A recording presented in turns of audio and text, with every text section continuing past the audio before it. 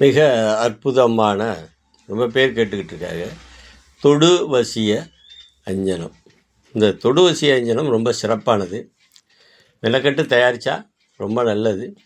எளிமையான பொருள்களை வச்சு இந்த தொடுவசன அஞ்சனத்தை தயாரிக்கணும்.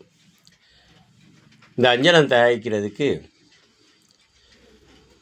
நம்ம மாடப்புறா எச்சம், மாடப்புறா இருக்குல்ல, கோயில்களில் இருக்கும், கருப்பு கலராக இருக்கும், கருப்பு கலர் கலந்தால் இருக்கும். மாடப்புறா எச்சம், அரிதாரம்னு தமிழ் மருந்து கடையில் கிடைக்கும். அதில் 2 இருக்கும். பொன் அரிதாரம்னா ரொம்ப சிறப்பாக இருக்கும்.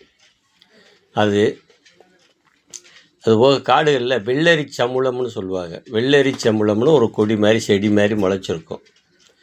அது சமுளம்னா அப்படியே பிடுங்கணும் ஒரு சின்ன செடியை. இந்த வெள்ளரி சமுளம், இந்த மாடப்புறா எச்சம், இந்த அரிதாரத்தை 3ஐயும் கலந்து சரிசமமாக கலந்து நல்லா கல்வத்தில் போட்டு பவுடரை அரைச்சி அதை எடுத்து அதை கையில் தடவிக்கிட்டு ஒருத்தர் மேலே தொட்டோம்னா தொடுவசியம். இது கணவன் மனைவிக்கு பயன்படுத்தலாம். கோவிச்சுக்கிட்டு வராமல் இருக்கா இல்லை வீட்டில் வச்சுட்டு அது தரனா உடனே வந்துடுவா பின்னாடி. அதே மாதிரி மனைவிக்கு கணவன் ஒருத்தருக்கு ஒருத்தர் சந்தோஷமாக இருக்கிறதுக்கு இந்த தொடுவசிய பொடி தலையில் போட்டாலும் வேலை செய்யும், பவர்ஃபுல்லாக. அதுக்கு மந்திரம் இருக்குது. வாய்ப்புள்ளவங்க பயன்படுத்திக்கோங்க.